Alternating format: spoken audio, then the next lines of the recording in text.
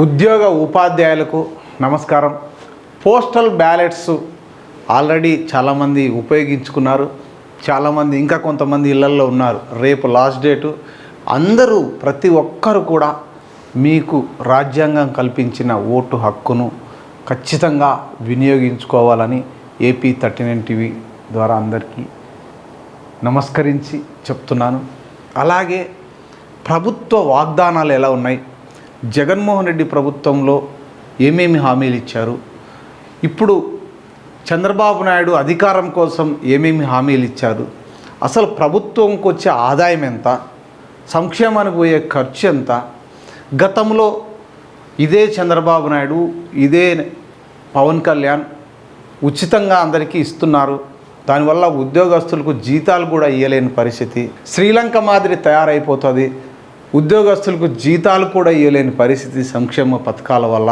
ఈ సంక్షేమ పథకాలు ప్రజలకు ఇచ్చి సోమరిపోతులను చేస్తున్నారని ఎవరైతే విమర్శలు చేశారో అదే చంద్రబాబు నాయుడు ఈరోజు ఏ రకమైన హామీలు ఇచ్చారు, జగన్మోహన్ రెడ్డి ఏ విధమైన హామీలు ఇచ్చారనేది ప్రభుత్వ ఉద్యోగస్తులారా మీరందరూ ఒకసారి తెలుసుకోవాలి. ప్రభుత్వ ఆదాయం పోనీ ఆదాయం అంటే సంపద సృష్టిస్తాను అంటున్నాడు. ఏ విధంగా సృష్టిస్తారు అనేది మాత్రం చెప్పట్లేదు. గతంలో 5 సంవత్సరాలు అధికారంలో ఉన్నారు. అంతకుముందు ఉమ్మడి ఆంధ్రప్రదేశ్లో కూడా అధికారంలో ఉన్నాడు. సంపదను ఏ విధంగా సృష్టిస్తాము అనేదానికి మాత్రం ఆన్సర్ లేదు. ఈ ఇద్దరి మేనిఫెస్టో చూద్దాం ఒకసారి. ప్రభుత్వ ఉద్యోగస్తులారా మీరే ఆలోచించుకోండి, ఎవరికి ఓటేయాలి. రాష్ట్రం దివాలా పరిస్థితి తీస్తుంది అన్న వాళ్ళే ఈరోజు అంతకు మించి ప్రజలకు ఉచితాలు ఇస్తున్నారంటే అసలు ఏంటి, దీనివల్ల ఎవరికి లాభం, ఉద్యోగస్తుల మీద కూడా ఈ ఎఫెక్ట్ పడుతుంది కదా అని ఒకసారి ఆలోచించుకోవాలని రిక్వెస్ట్ చేస్తున్నా. ఒక్కసారి వీళ్ళిద్దరి మేనిఫెస్టో కనుక మనం ఒకసారి చూస్తే వైఎస్ఆర్సీపీ మేనిఫెస్టోకు తెలుగుదేశం పార్టీ మేనిఫెస్టోకు ఒకసారి మనం చూద్దాం. వైఎస్ఆర్సీపీ మేనిఫెస్టో అమ్మ ఒడి గతంలో ఒక్క ఇంటికి ఒకరికి ఇచ్చేవాళ్ళు 15,000 ఇస్తుంటే ఇక్కడ 2,000 రూపాయలు పెంచారు, 17,000 ఇస్తాను అన్నాడు. 18 ఏళ్ళ నిండిన స్త్రీ ఆడబిడ్డ నిధి కింద నెలకు 1,500 అంటే 18 సంవత్సరాలు నిండిన అమ్మాయిలు ఎంతమంది ఉన్నారు అది క్లారిటీ లేదు. 18 ఏళ్ళ నిండిన వాళ్ళకి అంటే బీసీలకి ఇస్తావా, లేకపోతే SC STలకి ఇస్తావా, తెల్ల రేషన్ కార్డు ఉన్న వాళ్ళకి ఇస్తావా అనేది నో క్లారిటీ. ఆ రోజు గెలిచిన తర్వాత నేను ఈ విధంగా చేస్తా, దీనికి ఇది అర్హత ఉండాలా అని పెడతారు. ఇక్కడ మెయిన్ గమనించాలి. రెండోది చూస్తే డ్వాక్రా సంఘాలకు 3 లక్షల వరకు 0 వడ్డీ. ఈ ఇచ్చిన మాట 0 వడ్డీ నిలబెట్టుకున్నాడు. ఇప్పుడు కొంచెం పెంచినారు, 0 వడ్డీ కింద ఇస్తాను అన్నారు. ఇక్కడ తల్లికి వందనం పథకం కింద మీ ఇంట్లో ఎంతమంది పిల్లలు చదువుతుంటే వారందరికీ ఒక్కొక్కరికి ఏడాదికి 15,000 రూపాయలు ఇస్తాను అంటున్నాడు. ఇక్కడ జగన్మోహన్ రెడ్డి 15,000 నుంచి 17,000కి పెంచితే కేవలం ఇంట్లో ఒకరికే ఇస్తుంటే ఈయన మాత్రం ఇంట్లో ఎంతమంది ఉంటే అంతమంది. కొంతమంది ఏం చేస్తున్నారంటే ఆడపిల్లలు పుట్టినారు కదా 2 అని చెప్పి మగపిల్లని కోసం ఇంకొక సంతానం కోసం 3, 4 పుట్టించుకొని వాళ్ళు ఉన్నారు. అంటే ఆ ఇంటికి ఎంత పోతుంది? చాలామంది మనం చూసాం, ముస్లిం ఇళ్లలో చాలామంది 2, 3, 4 కూడా సంతానం ఉన్న వాళ్ళు ఉన్నారు. వాళ్ళందరికీ 4కి ఇవ్వాలంటే ఎంత భారం అవుతుంది, రాష్ట్ర ఖజానాకు ఎంత నష్టం కలుగుతుంది అనేది ఉద్యోగస్తులు ఒకసారి ఆలోచించుకోవాలి. నెక్స్ట్ చూస్తే కళ్యాణమస్తు పథకం కింద ఆల్రెడీ మొన్న స్టార్ట్ చేశారు, ఇస్తున్నారు. ఇక్కడ వచ్చేసి దీపం పథకం కింద ప్రతి కుటుంబానికి ఏడాదికి 3 గ్యాస్ సిలిండర్లు ఉచితం. 3 గ్యాస్ సిలిండర్లు అంటే దాదాపు ప్రభుత్వానికి ఎంత నష్టం. ఇంతకుముందు గ్యాస్ సిలిండర్లు జగన్మోహన్ రెడ్డి ఉచితంగా ఇలా, దీనివల్ల రాష్ట్ర ప్రభుత్వ ఖజానాకు నష్టం జరుగుతుంది. ఇంకోటి అంటే ఉచిత బస్సు ప్రయాణ పథకం ద్వారా మహిళలందరికీ టికెట్ లేని ప్రయాణం. మహిళలందరికీ అంటే మొత్తం డబ్బులున్న వాళ్ళకు, ట్యాక్స్ కట్టే వాళ్ళకు అందరికీనా, లేకపోతే రేషన్ కార్డు ఉండే వాళ్ళకు ఒకరికేనా, లేకపోతే 60 ఏళ్ళు దాటిన వాళ్ళకా, లేకపోతే బీసీలకా, SCలకా, STలకా అనేది చెప్పలే. కానీ ఖచ్చితంగా అధికారంలోకి వచ్చిన తర్వాత ఈ మహిళలందరికీ ఇప్పుడు చూడండి, ఇక్కడ బాగా ఉచిత బస్సు ప్రయాణం పథకం ద్వారా మహిళలందరికీ టికెట్ లేని ప్రయాణం. అంటే మహిళలందరికీ అంటే మొత్తం ఆంధ్రప్రదేశ్లో ఉన్న మహిళలందరికీ ఇవ్వాలా? నో వే, ఇది ఎటువంటి పరిస్థితుల్లో సాధ్యం కానే కాదు అనేది మనమందరం తెలుసుకోవాలా. ఆ మహిళల్లో కూడా ఎవరికి ఇస్తాడు? కొంతమందికి మాత్రమే ఉంటుంది. దీనికి కూడా మళ్ళీ షరతులు పెడతారు. ఆ షరతుల్లో కూడా ఎన్నెన్నో ఉంటాయి. ఇది ఒక మతలబు. నెక్స్ట్ కాపు నేస్తం 60,000 నుండి 1,20,000కు పెంచినారు. కాపు నేస్తం గతంలో జగన్మోహన్ రెడ్డి ఇచ్చినారు. పెన్షన్ 3,000 నుండి 3,500 రూపాయలు పెంచినారు. 3,000 పెన్షన్ ఇచ్చినాడు, ఆచరణ చేసి చూపించినారు. దశల వారుగా అన్నాడు, పెంచుకుంటూ పోయారు, 3,000 వరకు ఇచ్చారు. ఇక్కడ అన్నదాత పథకం కింద ఆంధ్రప్రదేశ్లో ప్రతి రైతుకు ఏడాదికి 20,000 ఆర్థిక సాయం 20,000 ఇస్తానన్నాడు. ఇక్కడ జగన్మోహన్ రెడ్డి ఏం చెప్పినాడు, రైతు భరోసా కింద 13,500 ఆల్రెడీ ఇస్తున్నాడు, 16,000కి పెంచినాడంటే వీళ్ళు ఇంకా 4,000 రూపాయలు ఎక్స్ట్రా ఇస్తున్నామంటున్నారు. అంటే దీనివల్ల కూడా రాష్ట్ర ఖజానాకు ఎంత లోటు బడ్జెట్ ఉంటుందనేది మనం ఒకసారి ఈ అన్నదాతకు ప్రతి రైతుకు అంటే 20 ఎకరాలు ఉన్న వాళ్ళకా, లేకపోతే 4 ఎకరాలు ఉన్న వాళ్ళకా, 10 ఎకరాలు ఉన్న వాళ్ళకా, ఏంది దీనికి అర్హత ఏంటి ప్రమాణంగా అనే దాని గురించి మాత్రం చెప్పలే. ఎందుకు చెప్పరు? ఇప్పుడు చెప్తే ఓట్లు వేయరు, వీళ్ళకే ఇస్తాం వీళ్ళకే అంటే ఒక క్లారిటీ అనేది ఇక్కడ మిస్ అయింది. ఏ రైతుకి ఇస్తారు, ఎన్ని ఎకరాలు ఉండాలా అనేది. అలాగే ఆంధ్రప్రదేశ్లోని నిరుద్యోగులకు 20 లక్షల ఉద్యోగాలు 20 లక్షల ఉద్యోగాలు ఇవ్వాలంటే ఎన్ని పోస్టులు ఖాళీగా ఉండాలా ఏంటనేది మనం ఒకసారి ఆలోచించుకోవాలా. ప్రతి నిరుద్యోగికి యువగలం నిధి కింద 3,000 రూపాయలు ఇస్తాడంట. అంటే గతంలో ఇదే చంద్రబాబు నాయుడు నిరుద్యోగ భృతి ఇస్తానని ఎట్లా చేశారో మనందరికీ తెలుసు. ఏ విధంగా అది అమలు చేశారు ఏంటి అనేది మనం చూసాం. పసుపు కుంకుమ కింద అన్నారు, అది కూడా చూసాం. కానీ 20 లక్షల ఉద్యోగాలు ప్రతి నిరుద్యోగికి 20 లక్షల ఉద్యోగాలంట. అంటే ఒకవేళ అది ఇవ్వకపోతే 3,000 రూపాయలు అంటే ఎంతమంది అన్ఎంప్లాయ్మెంట్స్ ఉన్నారు?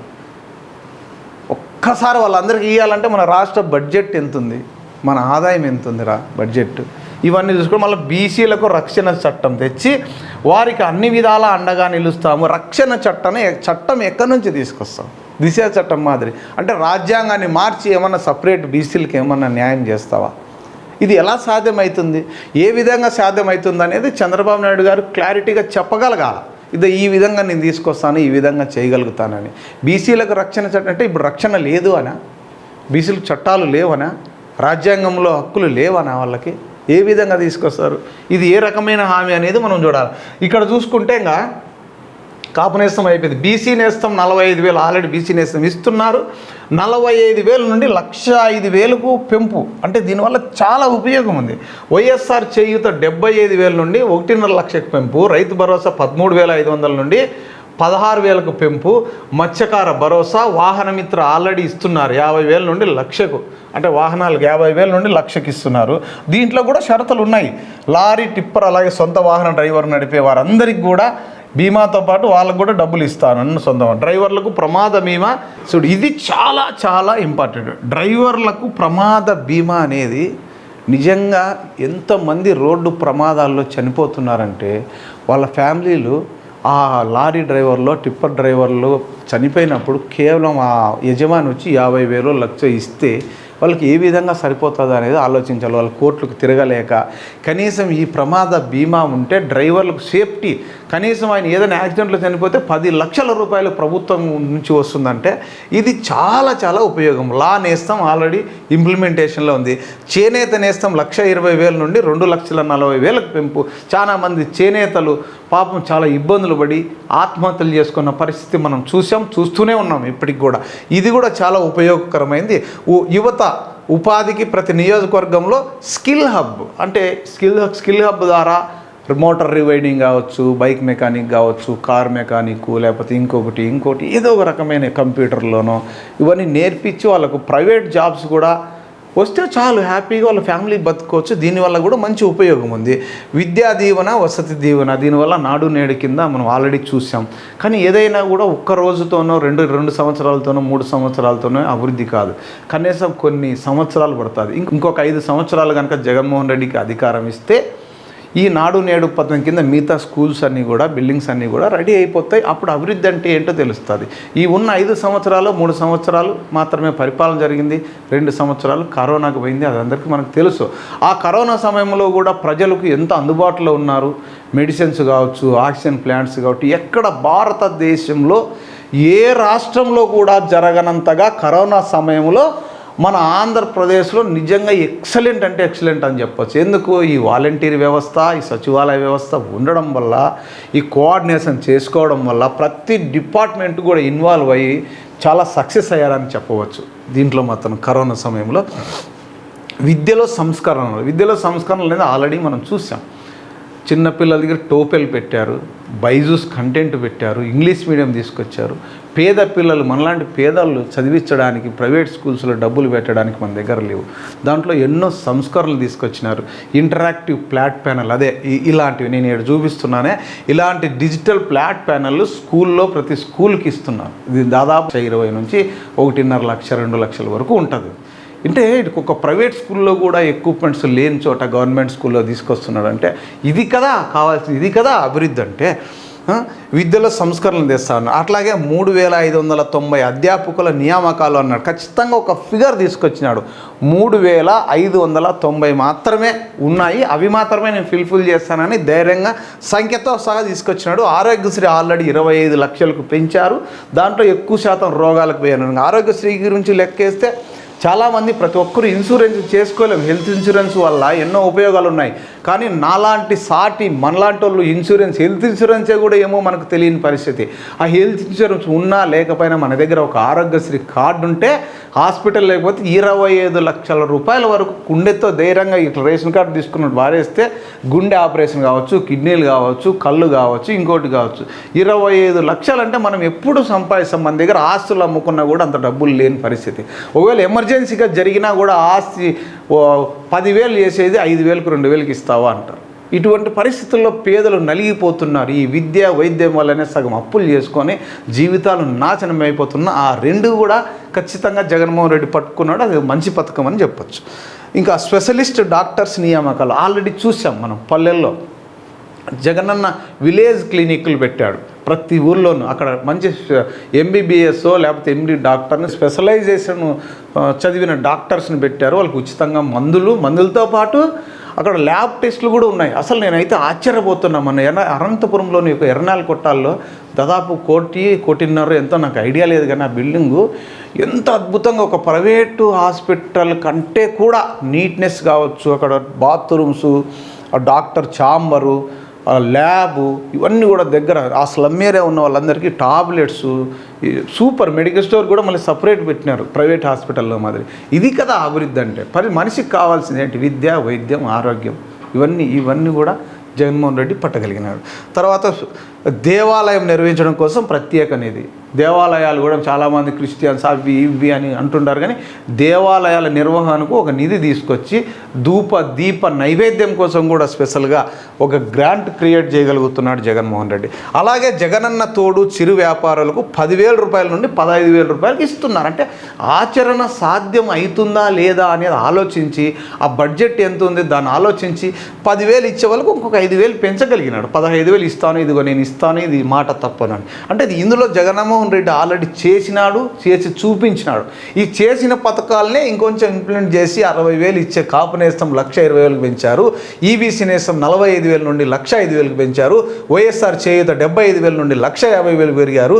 రైతు భరోసా 13,500 నుంచి 16,000కు పెంపు చేశారు. ఇవన్నీ కూడా అభివృద్ధి కాదా అని నేను అడుగుతున్నా. ఇక్కడ ఈయనకు వస్తే 18 ఏళ్ళ నిండిన స్త్రీకి ఆడబిడ్డ నిధి కింద నెలకు 1,500 అంటే ఎంతమంది ఆడవాళ్ళకి ఇస్తావు? ఎంతమంది కౌంట్ ఉన్నారు మన ఆంధ్రప్రదేశ్లో? లేడీస్ ఎంతమంది ఉన్నారు? ఏ ఏజ్ నుంచి ఇస్తావు? ఎంతమందికి ఇస్తావు? దాంట్లో ఎస్సీలకి ఇస్తావా, ఎస్టీలకి ఇస్తావా అనేది క్లారిటీ లేదు. పోనీ బిలో పావర్టీ కింద ఉన్న వాళ్ళకి ఇస్తావా అనేది క్లారిటీ లేదు. ఆ రోజు చేతులు ఎత్తేసి మడత పెడతారు దాన్ని. అదే అయిపోయింది. తల్లికి వందనం పథకం కింద ఇందాక ఎంతమంది ఉంటే అంతమందికి 15,000 ఇస్తామంటే ఆచరణ సాధ్యమా? ఒక్కరికి ఇవ్వడానికే జగన్మోహన్ రెడ్డి నానా తంటాలు పడుతుంటే ఈ జీతాలు ఇవ్వడానికి అప్పులు తీసుకురాలా, నెలవారీ అప్పులు పోతే తప్ప చెప్ప పట్టుకొని అడుక్కుంటున్నారు ఆర్బీఐ దగ్గరికి పోయి అని మీరే కామెంట్ చేస్తారు. మీరే కామెంట్ చేసిన వాళ్ళు మరి ఈ విధంగా ఈ పథకాలు ఏ విధంగా తీసుకొస్తారు? ఇప్పటికే ఆర్టీసీ ఉద్యోగస్తులకి చాలామందికి జీతాలు కానీ జీపీఎఫ్లు కానీ లేకపోతే పిఎఫ్లు కానీ లేకపోతే వాళ్ళకి రావాల్సిన బకాయిలు రాక డబ్బులు లేక కొట్టుకుంటుంటే ఆర్టీసీని నిర్వీర్యం చేయాలన్న ఉద్దేశంతో ఇప్పటికే తెలంగాణలో ఉచిత బస్సు ప్రయాణం చేశారు మహిళలకు. కానీ అక్కడ ఏ విధంగా జరుగుతుంది అనేది మనం చూస్తున్నాం, ఎంత ఇబ్బంది జరుగుతుందో చూస్తున్నాం. కానీ ఇది మాత్రం ఆచరణ సాధ్యం కాదు అని జగన్మోహన్ రెడ్డికి తెలిసింది కాబట్టి ఎవరో తీసుకొచ్చిన కర్ణాటకలోనో లేకపోతే తెలంగాణలోనో ఉచిత బస్సు ప్రయాణం తీసుకొచ్చారు కదా అని అది కాపీ కొట్టి నువ్వు ఇక్కడ తీసుకొచ్చినవే. దీనివల్ల ఆర్టీసీకి ఎంత నష్టం వస్తుందనేది ఒకసారి ఆలోచించండి మీరు కూడా ప్రజలారా. ఇక ఆంధ్రప్రదేశ్లో నిరుద్యోగులకు 20 లక్షల ఉద్యోగాలు ఎక్కడి నుంచి తీసుకొస్తారు? ప్రభుత్వ ఉద్యోగస్తులారా, మీకు ఖచ్చితంగా ఆలోచన 20 లక్షల ఉద్యోగాలు ఎక్కడి నుంచి తీసుకొస్తావు, ఏ డిపార్ట్మెంట్లు ఎన్ని ఉన్నాయో ఒకసారి మేనిఫెస్టోలో రిలీజ్ చేయమని చెప్పండి. 20 లక్షల ఉద్యోగాలు ఒకసారి ఇస్తే మన బడ్జెట్ ఎంత, వాళ్ళకి రావాల్సిన జీతాలు ఎంత, ఎక్కడి నుంచి తీసుకొస్తారు? ఎక్కడి నుంచి తీసుకొస్తారు? ఏమన్నా మాయలు మంత్రాలు చేస్తారా? ఏమన్నా కాదు కదా.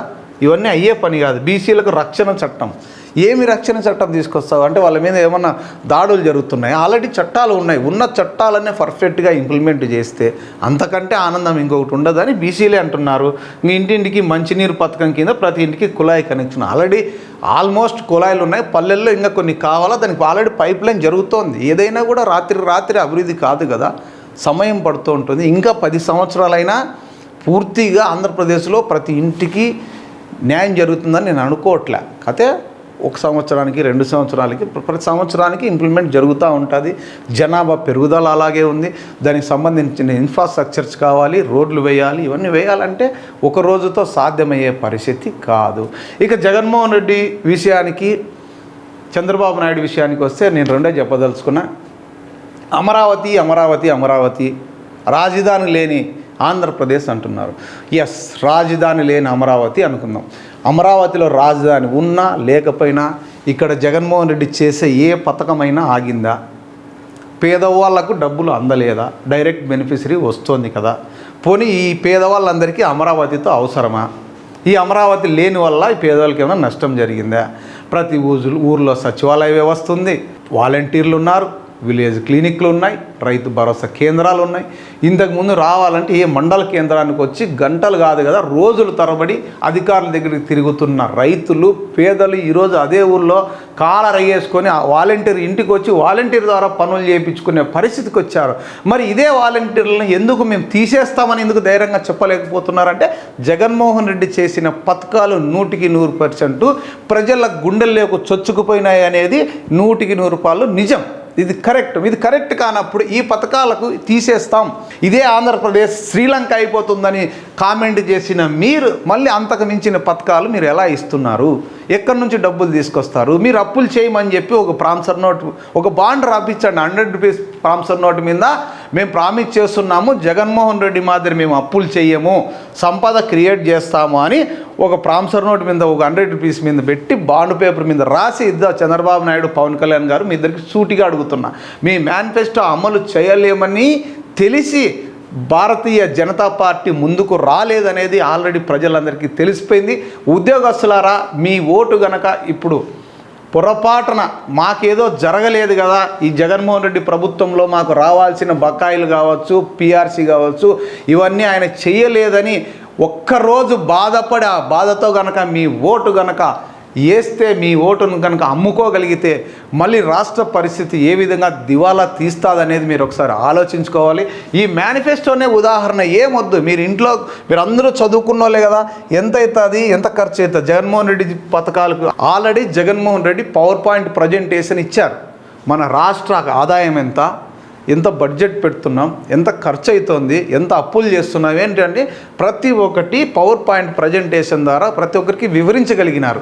ఇదే చంద్రబాబు నాయుడు, ఇదే పవన్ కళ్యాణ్ ఈరోజు ఛాలెంజ్ చేస్తున్నా, మీరు ఇదే దానికి ఈ పథకాలు ఈ విధంగా మేము అమలు చేస్తాం, కానీ దీనికి ఒక షరతులు లేవు. ఉచిత బస్సు ప్రయాణం ఎవరికి పెడతాం, ఎంత ఏజ్ నుంచి పెడతాం, ఈ 15,000 రూపాయల ఆడబిడ్డలకు ఇంటి అందరికీ ఇస్తున్నామంటే అందరికీ అంటే ఎవరికి? దాంట్లో బిలో పావర్టీ కింద ఇస్తారా, లేకపోతే అంత ఎన్ని ఎకరాలు ఉన్న వాళ్ళకి షరతులు పెడతారా, లేకపోతే కరెంటు బిల్లు పెడతారా, ఏంటనేది మీరు చెప్పలేకపోతున్నారు. కేవలం పథకాలు ఇస్తామంటున్నారు కానీ ఇవి ఏ రకంగా ఇస్తారనేది మాత్రం క్లారిటీ లేదు. కానీ ఇక్కడ జగన్మోహన్ రెడ్డి ఆల్రెడీ ఇచ్చారు, ఇది చూపిస్తున్నారు, ఇప్పటికీ వస్తున్నాయి. వచ్చిన దాంట్లో పెంచాడు, నేను ఇది చేసి చూపించానని ధైర్యంగా ఓటు అడుగుతున్నాడు. ఇది ఈ మేనిఫెస్టోకు ఉన్న తేడా.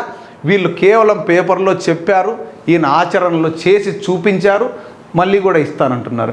మరి చేసి చూపించిన వాళ్ళని నమ్ముదామా, మాటలు చెప్పే వాళ్ళని నమ్ముదామా అనేది మీరే తేల్చుకోవాలి.